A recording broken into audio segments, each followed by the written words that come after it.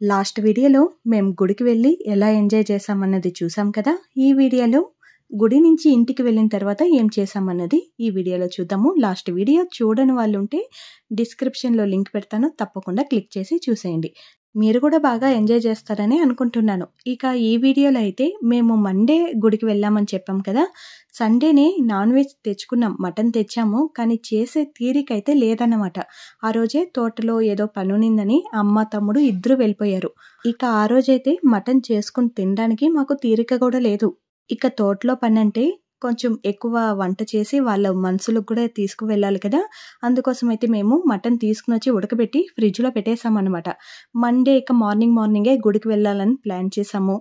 ఇక గుడికి వెళ్ళేటప్పుడు ఎందుకులే అని చెప్పి గుడికి వెళ్ళొచ్చిన తర్వాత తిందామని ఫిక్స్ అయ్యాం. దానికి మీరు మండేనే తీసుకుని ఉండొచ్చు కదా అని అనుకోవచ్చు. మా ఊర్లో వెడ్నెస్డే, సండే మాత్రమే దొరుకుతుంది మటను, మిగతా రోజులంతా దొరకదన్నమాట. అందుకోసమే సండే తిందామని తెచ్చుకున్నాము, కుదరలేదు కాబట్టి అది ఫ్రిడ్జ్లో స్టోర్ అయిపోయిందన్నమాట. ఇక బిర్యానీ చేసుకుందామని అయితే తమ్ముడు అన్నాడు. మటన్ గ్రేవీ తింటూనే ఉంటాం కదా, మటన్ బిర్యానీ చేసుకుందామని తమ్ముడు అన్నాడు. ఇక బిర్యానీ అంటే మా పని కాదు, తమ్ముడి పనే. మీకు ఆల్రెడీ చెప్పాను కదా, బిర్యానీ అంటే తమ్ముడే చేస్తాడు, వాడు బాగా చేస్తాడు కాబట్టి మేము ఊరికే అలా హెల్ప్ చేస్తాం అంతే. అమ్మేమో కొత్తిమీర, పుదీనా అవన్నీ తరిగిస్తున్నారు, నేనేమో టమోటో ఆనియన్స్ తరిగిచ్చేసి ఆకలి దంచుతుంది తొందరగా చేయరా అంటూ చూస్తూ ఉన్నానన్నమాట. ఇక రెసిపీ అయితే చూపిద్దామని అనుకున్నాను, లోపల బయట తిరుగుతూ కాస్త మిస్ అయిపోయింది. ఏం లేదండి, నూనె పోసుకుని మసాలా ఐటమ్స్లు వేసుకుని ఆనియన్స్ బాగా ఫ్రై అయిన తర్వాత టమోటాస్ కూడా వేసుకోవాలి. ఆ తర్వాత అల్లం వెల్లుల్లి పేస్ట్ కాస్త ఎక్కువగానే వాడతాడు తమ్ముడైతే, నేనైతే అందులో సగమే వాడతాను. ఇక కొత్తిమీర, పుదీనా అంతా కొంచెంగా వేసుకుని మసాలాలు, మిరప్పొడి వేశాడు, ఆ తర్వాత బిర్యానీ మసాలా ప్యాకెట్ వస్తుంది కదా అది వేశాడు, పెరుగు కొంచెం వేశాడనమాట. ఇవన్నీ కాసేపు నూనెలో ఫ్రై అయిన తర్వాత మటన్ ఆల్రెడీ ఉడికించి పెట్టాం కదా, అందుకోసం మటన్ని డైరెక్ట్గా అలా వేసి బాగా కలిపాడు. గ్రేవీనే బాగుంది చిన్న, దింపేద్దాము అని అనిపించింది, కానీ బిర్యానీ అని ఫిక్స్ అయిపోయాం కదా, బిర్యానీ తింటేనే తృప్తిగా ఉంటుంది. ఆ తర్వాత బియ్యం 2 గ్లాసులు నానబెట్టాం కాబట్టి 4 గ్లాసులు నీళ్లు పోసి, నీళ్లు మరిగేటప్పుడు బియ్యం వేసి మూత పెట్టేసాం అన్నమాట. కుక్కర్ విసులు వచ్చి అది ప్రెషర్ తగ్గే లోపల పెరుగు పచ్చడి రెడీ చేసుకుందామని చెప్పి వాడే తయారు చేస్తున్నాడు, అది కూడా రెడీ చేస్తున్నాడు. అక్కడ కూడా మాకు ఏ పని చెప్పడనమాట. ఇక బిర్యానీ అంటే ఫుల్ ఇంట్రెస్ట్ వచ్చేస్తుంది మా తమ్ముడికి వంట చేయాలని. నేను చేస్తా అంటూ వస్తాడు. మిగతా ఏ వంట అయినా హెల్ప్ చేస్తాడు, ఆనియన్స్ కట్ చేయనా, టమాటా కట్ చేయనా అంటూ వస్తాడు. నాకైతే ఊర్లో ఉన్నప్పుడు వంట చేశానని చెప్పాను కదా, తమ్ముడు బాగా హెల్ప్ చేయడంతో వంట చేసిన కష్టం కూడా తెలియదనమాట. వాడు ఫుల్గా నాకు హెల్ప్ చేస్తూనే ఉంటాడు, నాతో కూడానే ఉంటాడనమాట. అందువల్ల నాకు పెద్దగా కష్టం కూడా అనిపించదు వంట చేయాలంటే. మనకి హెల్ప్ చేయకపోయినా పర్వాలేదు, కాసేపు మనతో పాటు వంట చేసేటప్పుడు ఎవరైనా ఒక్కరు కబుర్లు చెప్తూ ఉంటే కూడా చాలు, ఆ కబుర్లు వింటూనే వంట చేసిన కష్టం కూడా తెలియదన్నమాట. నేను అదే ఆశిస్తాను, నాకు హెల్ప్ చేయాలి అలా అంతా అనుకోను, కాసేపు మాట్లాడుతూ ఉంటే కూడా చాలు. నాకు మాట్లాడుతూ ఉంటే అలా పని చేసే కష్టమే తెలియదనమాట. నాకు అది బాగా నచ్చుతుంది. మా తమ్ముడు అలానే ఉంటాడు ఊరికి వెళ్ళినప్పుడు. వాడు కూడా నాతో పాటు ఏం చేయాలి, నేను ఆనియన్స్ కట్ చేయనా, నేను టమోటా కట్ చేయనా, ఇంకేమన్నా హెల్ప్ చేయనా, ఇంకేమన్నా కావాలా అంటూ జ్యూసులు వేరే పక్కన అందిస్తూ ఉంటాడనమాట. దానివల్ల నాకు టయర్డే తెలియదు అనమాట ఊర్లో వంట చేయాలంటే. ఇక్కడైతే ఇక మా ఆయన ఆఫీస్కి వెళ్ళిపోతారు కాబట్టి ఉండేటప్పుడు కబుర్లు చెప్పమని ఆయన్ని సంపుకు తింటాననమాట. కాసేపు వచ్చి నిల్చో ఇక్కడ వంట రూమ్ దగ్గర అనేసి లాగుతూనే ఉంటాను. పాపం వాళ్ళకి టార్చర్ లాగా ఉండొచ్చు, కానీ నేను అలానే చేస్తాను. ఇక మేమిద్దరే తింటున్నాం. పిల్లలు అమ్మకి ఆకలి వచ్చేసి దోశలు పోసుకొని తినేశారన్నమాట ముందుగానే. వాళ్ళు మంచి నిద్రలో ఉన్నారు. మేమైతే వేడిగా బిర్యానీని లాగించేసామన్నమాట.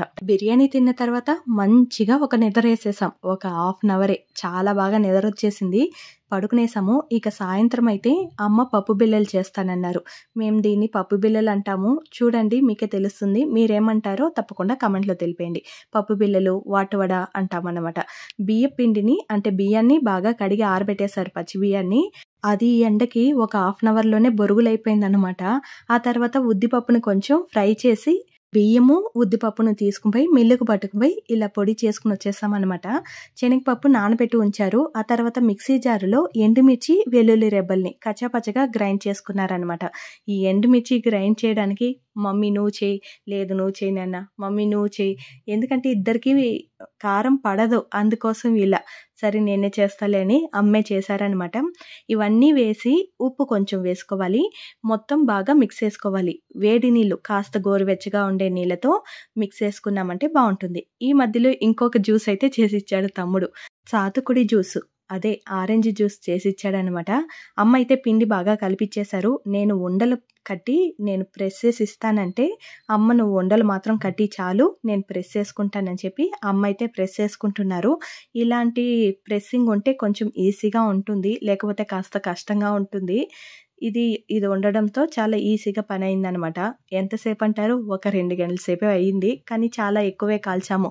అంటే ఒక 3 రోజుల పాటన్నా తినాలి కదా పిల్లలు స్నాక్స్ అంటున్నారని అమ్మ ఇలా రెడీ చేస్తున్నారనమాట. అమ్మ వాళ్ళకి ఇప్పుడు పని ఎక్కువ అన్నమాట. అంటే మామిడికాయ సీజన్ కదా! ఇలాంటప్పుడు వెళ్ళాం మేము. అదే అమ్మ గూడా తిడుతూ ఉన్నారు. నాకు పని ఎక్కువ ఉండేటప్పుడే వచ్చావు పాప, లేకుంటే ఇంకా ఫ్రీగా ఉండుండొచ్చు అనేలాగా తిడుతూ ఉన్నారు. అంటే ఇక ఏం చేయలేం కదా! సమ్మర్‌కే హాలిడేస్ వస్తుంది. హాలిడేస్‌లోనే వెళ్ళాలనేసి అప్పుడైతే వెళ్ళాము.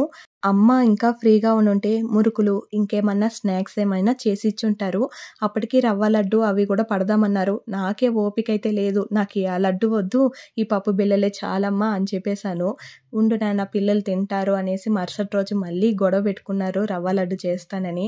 నాకొద్దు, నాకైతే ఓపిక లేదు. మరీ ఎండకి విసుగ్గా ఉంది వంట చేయాలంటేనే అనేలాగా అనిపించింది. అందుకే సరే నేను చేసుకుంటాలే మమ్మీ, రవ్వ లడ్డు చాలా ఈజీ కదా, నేను అక్కడ చేసుకుంటానని సర్ది చెప్పేసాననమాట. ఇక నేను ఉండలు పట్టిస్తూ ఉంటే అమ్మ ప్రెస్ చేసి తీసి నూనెలో వేస్తూ ఉన్నారు. అప్పుడప్పుడు నేను అలా కలబెట్టి ఫ్రై అయిందని తీసి పక్కన పెడుతున్నాననమాట. ఇలా చేస్తూ ఉండేటప్పుడు ఇద్దరు ముగ్గురుగా ఉన్నప్పుడు జాలీగా కబుర్లు చెప్పుకుంటూ ఉండొచ్చు కదా! మేము చిన్నగా స్నాక్స్ చేసినా కూడా చిన్నమ్మ వచ్చేస్తారు. మేమే ఈసారి పిలవలేదు. అంటే అక్కడ ఇద్దరు చిన్న బిడ్డలు కదా, బాలింతలు కదా, పని ఎక్కువ పాపం చిన్నమ్మకి. మళ్ళీ ఇక్కడ పిలుచుకుని చిన్నమ్మకి మళ్ళీ ఎక్కువ పని చెప్పినట్లుంటుందని పిలవలేదన్నమాట. కానీ అమ్మ ఫీల్ అవుతున్నారు. చిన్నమ్మ ఫ్రీగా ఉండుంటే వచ్చునుంటుంది కదా అనేసి.